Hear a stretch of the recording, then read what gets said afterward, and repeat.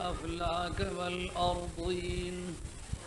الصلاة والسلام على من كان نبيا وآدم بين الماء والطين، سيد المرسلين وخاتم النبيين، محمد المصطفى وعلى آله وأصحابه أولي الصدق والصفاء.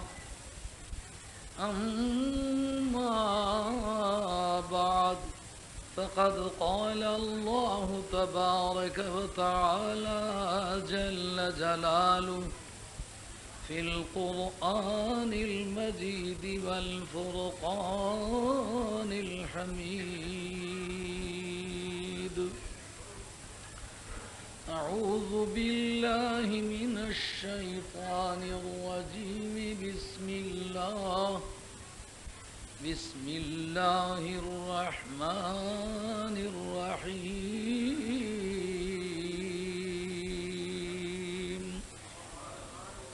وما أرسلناك إلا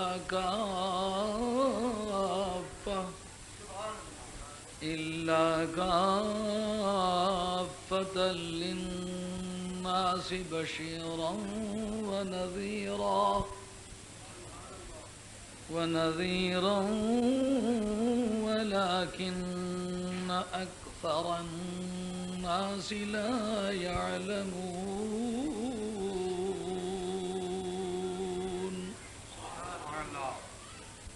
صدق الله مولانا العظيم،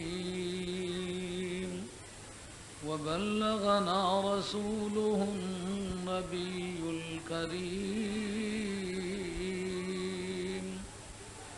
ونحن على ذلك من الشاهدين والشاكرين، والحمد لله رب العالمين. فقد قال الله تبارك وتعالى في شان حبيبه مخبرا وآمرا: إن الله وملائكته يصلون على النبي يا أيها الذين آمنوا صلوا عليه وسلموا تسليما. الصلاة والسلام عليك يا رسول الله وعلى آلك وأصحابك يا حبيب الله. الصلاة والسلام عليك يا رسول الله وعلى آلك وأصحابك يا حبيب الله. الصلاة والسلام عليك يا رسول الله وعلى آلك وأصحابك يا حبيب الله.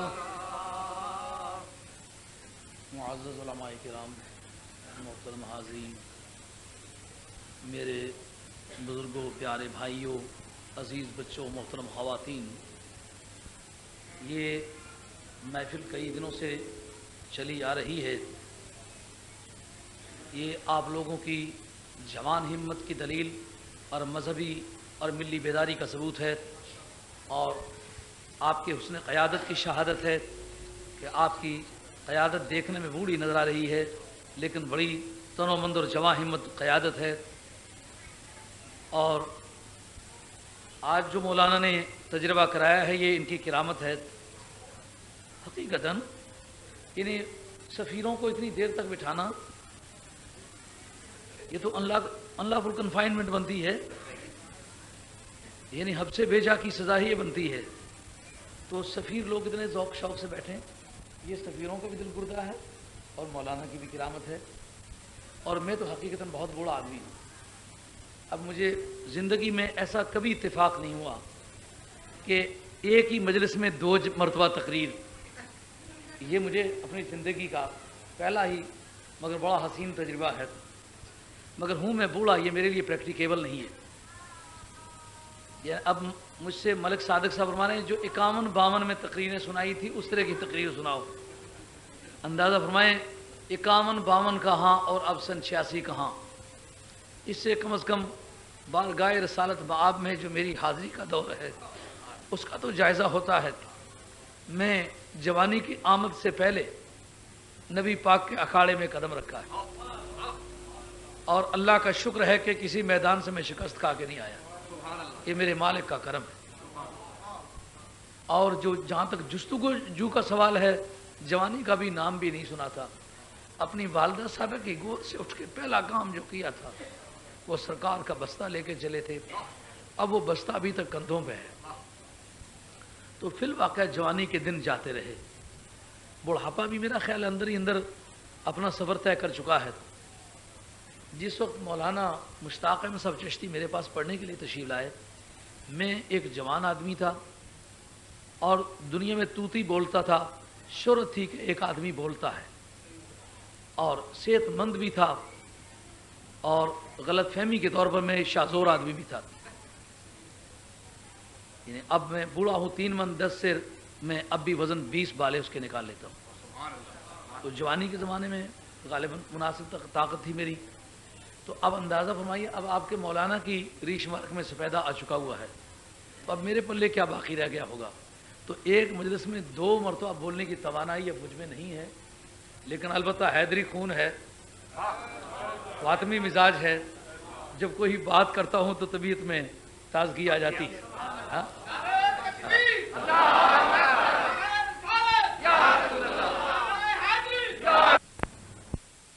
جھوٹ کہے وہ جھوٹا ہوتا ہے، سرکار کے متعلق جھوٹی بات کہے کافر ہو جاتا ہے. اپنی صحت نسبی کا یقین سرکار کی بارگاہ سے خود حاصل کیا.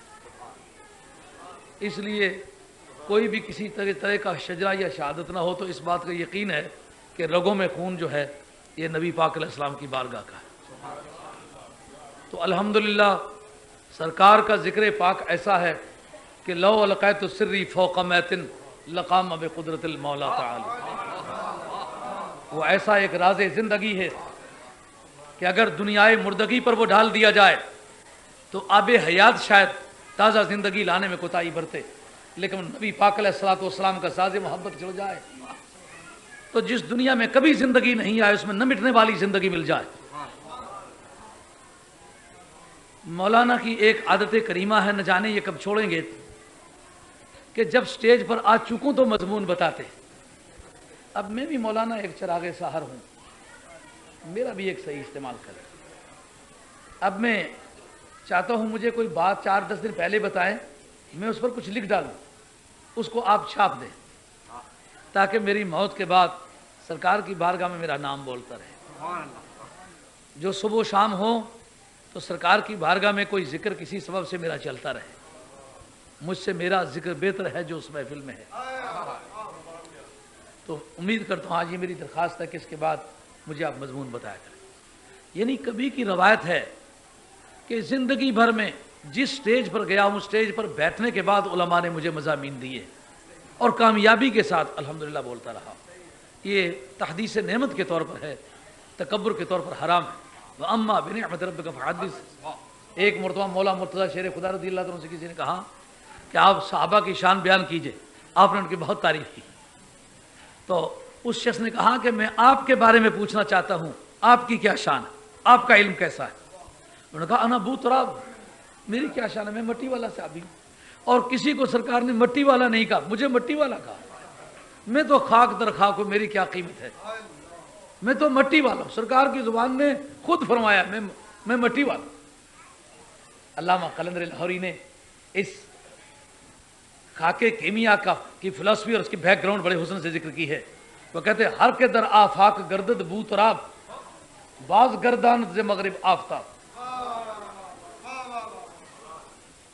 جو دنیا میں ایک مرتبہ بو تراب بن کے دکھائے، مٹی والا بن کے دکھائے، اس کی انگلی کے اشارے میں اتنی قوت آتی ہے کہ ڈوبے ہوئے سورج کو واپس کر سکتا ہے. ہر کے در آفاق گردد بو تراب، باز گرداند سے مغرب آفتاب. تو اس وقت بولنے والا بڑا دانشور تھا، وہ کہتا ہے اما بنعمت ربک فحدث، رب نے جو آپ کو نعمتیں دی وہ بیان کیوں نہیں کرتے ہو؟ اس وقت سرکار مولا مرتضیٰ فرماتے بین الجوانح علم جم فاسألونی ما تشاءون الی یوم القیامہ. میرے ان دو پہلوؤں کے درمیان سمندروں کا سا علم ہے. روزے سیدنا علی مرتضیٰ شیر خدا رضی اللہ تعالیٰ در خلوت گاہ خیش نشستہ بود کہ شخص پیشے او آمد و از مقام صحابہ سوالش نمود و او تحسین و آفرین صحابہ نمود و سائل گفت از ذات شما سوال می نمائیم. او گفت من بو ترابم، زیرا کہ رسول کریم علیہ الصلوۃ والسلام کسرا بو تراب نہ گفت بجز من در گنبد در زیر گنبد نیلو فری منی یکستم و یکتایم کہ مرا رسول خدا بو تراب گفت. در جوابش سائل سوال دیگر نمود وہ گفت اما بنعمت ربک فحدث، ہر نعمت کی خدا تو دادا است آرا بیان بکن وارا تفصیل بگو. درا وقت سیدنا امام علی رضی اللہ تعالیٰ عنہ گفت بین الجوانح علم الجم، در پہلوئے من علم ہمچو بیر زخار است فاسألونی ما تشاؤون الی یوم القیامہ، ہر چے خواہی سوال بکن تو اس سوال کو تاہی بنوائی و من در جواب کو تاہی نہ نمائی. تو جناب مولا مرتضیٰ شیر خدا رضی اللہ عنہ فاسألونی ما تشاؤون الی یوم القیامہ، قیامت تک تم سوال کرتے چلے جاؤ، میں جواب میں کوئی کوتاہی نہیں کروں گا. جناب مولا مرتضیٰ نے فرمایا تو مرتضائی مزاج ایسا ہے کہ اس میں زور ہے بڑا. تو وہ جناب مولا مرتضیٰ کی شان فیضان کے طور پر ان کے غلاموں پر وارد ہوتی رہتی ہے.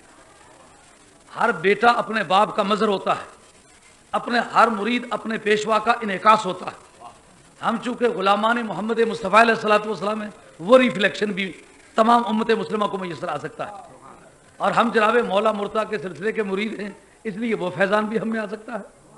بہرحال ہوں بوڑھا، عمر جو ہے وہ بیت چکی ہے، اب وہ زندگی کا کوئی آخری حصہ ہے، نہ جانے کتنے دن باقی ہیں. لیکن اب یہ دل یہی چاہتا ہے کہ دم نزع جاری ہو میری زباں پر محمد محمد خدائے محمد.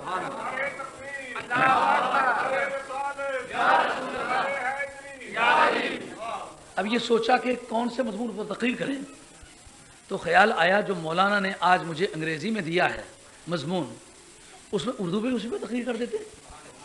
دل تو یہ چاہتا تھا کہ احتجاجاً انگریزی میں اب تقریر کروں تاکہ ان کو بھی پتہ چلے کہ کیا معاملہ ہے. اور اگر آپ اجازت دیں تو پھر انگریزی میں چلاؤں اس کو، باقی حصہ جو ہے وہ دراصل انگریزی جو ہے نا، اس کی ریلیجیس لینگویج جو ہے وہ جدا گانا ہے. جس طرح کے آپ انجینئرنگ اور پری انجینئرنگ، میڈیکل اور پری میڈیکل، ایک آدمی بہت ہی انگریزی جانتا ہے لیکن اس کو میڈیکل نہیں پڑھی ہوئی تو دوائیوں کے نام پڑھنا چاہے یا وہ اس کے امراض کے نام پڑھنا چاہے تو وہ کچھ نہیں معلوم کر سکتے یہ کیا معاملہ ہے. اس طرح ریلیجیس لینگویج جو ہے یہ بھی جدا گانا ہے، اس کے لیے بھی کورس کرنا پڑتا ہے، اور وہ بھی عام فہم نہیں ہے. وہ اگر اس معیار پر، اس کرائٹیرین پر بولی جائے تو پھر عوام اس سے بھی کچھ نہیں سمجھ پاتے. اس لیے انگریزی میں جب کبھی تقریر کریں تو پہلے بتا دیا کرے تاکہ اس کے کچھ تھوڑی بہت تیاری کر لی جائے کرے. ہاں، یہ فیکٹریاں کوٹنے والی انگریزی جو ہے وہ تو کسی کام کی نہیں ہے. میں نے قرآن عظیم کی آیت جو آپ حضرات کی خدمت عالیہ میں پڑھی ہے اس کا ترجمہ عرض کرتا ہوں. اللہ کریم نے ما ارسلنا، نہیں بھیجا ہم نے، ہم نے، اس پر ذرا زور دے، نہیں بھیجا ہم نے کا تجھے الا مگر کافۃ للناس، ہے کافن للناس بھی ہو تو صحیح ہے، کافہ تا لگی ہوئی ہے ساتھ جو علامت تانیث ہے. یہ کس مقصد کے لیے؟ کہ یہ برائے مبالغہ ہے. مبالغے کی دو قسمیں ہیں، ایک مبالغہ بلاغی اور ایک مبالغہ صرفی. مبالغہ بلاغی ذات باری تعالیٰ کے بارے میں حرام ہے. مبالغہ صرفی درست ہے. مبالغہ صرفی میں اور مبالغہ بلاغی میں کیا فرق ہے؟ جس وقت چونی کو 4.25 آنے کہہ دیا جائے تو یہ مبالغہ بلاغی ہے. یعنی جو کسی کی شان ہے اس سے زیادہ زور دے کے بیان کیا جائے تو وہ از قسم کذب ہے. اس لیے بلاغی مبالغہ شان باری تعالیٰ کے لائق نہیں ہے.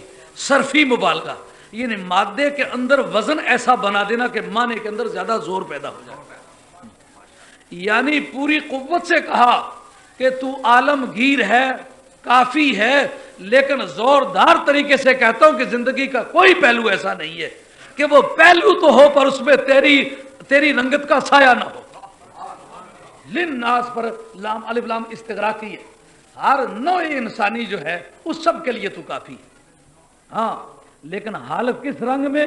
بشیرم و نذیرن، کسی کے لیے بشیر ہو کر، کسی کے لیے نذیر ہو کر. ہاں کسی کو جنت کی سمجھ آئی بات نہیں آئی؟ ہاں ہاں مولانا لفظ و نشر مرتب ہو سکتی ہے نا. جو گزشتہ مضامین میں کفار اور مومنین کا ذکر گزر چکا ہوا ہے، مومنین کا بھی اور کفار کا بھی سب کے لیے کافی بنا کے بھیجا ہے. لیکن کچھ کے لیے بشیر، کچھ کے لیے نذیر. صفت کے طور پر سب کا ڈیوٹی ہے تجھ پر ایمان لانا اور تیری صفات کو ماننا. لیکن صفت کبھی کوئی صفت ایک کی طرف متوجہ ہوتی ہے، کوئی دوسری کی طرف متوجہ ہوتی ہے. تو ہے تو کافت للناس ہے لیکن رنگ تیرے کوئی تجھ سے اسی وقت میں بشارت لے رہا ہے، کوئی اس وقت تیری منڈی سے جہنم خرید رہا ہے. ولیکن اکثر الناس، لیکن لوگوں کی بھاری اکثریت، اکثر الناس جو ہے بھاری اکثریت کہلاتا ہے، اوور ویلمنگ میجورٹی. لوگوں کی بھاری اکثریت کو اس بات کا علم نہیں ہے. یہ آیت کا لفظی ترجمہ ہے کہ ہم نے آپ کو عالمگیر بنا کے بھیجا ہے. عالمگیریت میں کیا رنگ ہے؟ دیکھنا یہ ہے کہ عالمگیر ہونا، مثلا ایک آدمی کو اوسلو کا گورنر بنا دیا جائے تو جو اس کی گورنری کا دائرہ پھیلے گا تو ساتھ ساتھ ذمہ داریاں پھیلیں گی، اختیارات پھیلیں گے، بوجھ پھیلیں گے، علم پھیلے گا. تو یہ ایک اصول ہے. جس نبی کو، جس رسول کو جس دائرہ زندگی میں بھیجا جاتا رہا، لیجسلیچر، ایگزیکٹو، جوڈیشری، یعنی عدلیہ، انتظامیہ اور مقننہ، تینوں کی تینوں اس کے ماتحت ہوتی رہی. اور وہ اللہ کے behalf per power of sovereignty, ریاست اعلیٰ کے اختیارات کو وہی استعمال کرتا رہا. یعنی جو بھی معاملات چلتے رہے خدا کے بیہاف پر، خدا کی طرف سے اعلیٰ اختیارات کا استعمال وہی کرتا رہا. یہی وجہ ہے کہ نبی جلا وطن ہو جایا کرتا ہے لیکن وہ سبجیکٹ آف اسٹیٹ نہیں بنا کرتا، رعایا نہیں بنا کرتا. کہ نبی مطاع بن کے آتا ہے، مطیع بن کے نہیں آتا. تو جو گرداسپور کی عدالت میں ہاتھ جوڑ کے کہتا ہے آئندہ اس طرح کے اعلانات نہیں شائع کیا کروں گا، جھوٹا ہے. وہ پیغمبر نہیں کہلا سکتا. اس لیے کہ پیغمبر کٹ جانے کی عادت رکھتا ہے لیکن موذیوں کے سامنے ہاتھ جوڑنے کی عادت ہے.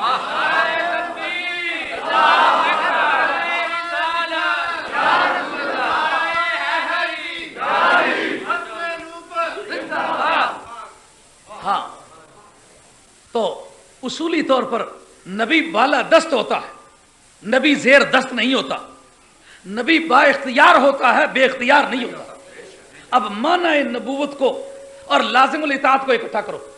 ما ارسلنا من رسول، اللہ تعالیٰ نے پورے ماضی مطلق کی نفی کر دی. یعنی ماضی کے کسی دور میں، پتہ ہے ماضی مطلق کا استعمال کیا ہے؟ جب قرب کی قید ہو تو ماضی قریب، جب بعد کی قید ہو ماضی بعید، جب قرب و بعد کی دونوں قیدیں اٹھ جائیں تو ماضی مطلق. یعنی ماضی کے کسی حصے میں بھی ایسا نہیں ہوا. یعنی رسول بھیجا ہو اور ہم نے بھیجا ہو اور ہمارا بھیجا ہوا بے اختیار ہو، وہ ظالم جھوٹا ہے. اس نے معنی نبوت کا انکار کیا ہے جو نبی کو بے اختیار کہتا ہے. بات سمجھ آئیے؟ میں شعر نہیں پڑھ سکوں گا اس وقت، میرے میدے میں کچھ نہیں ہے. میں اس وقت بالکل فاقہ مستی میں ہوں. میری بدن کی توانائی جو وہ ساتھ نہیں دے رہی. اس لیے جو تھاٹس ہیں، جو میرے نظریات اور فکریات ان کو سن لو. شاید کسی جنون میں آ جاؤں کو شعر پڑھ ڈالوں تو، لیکن میری توفیق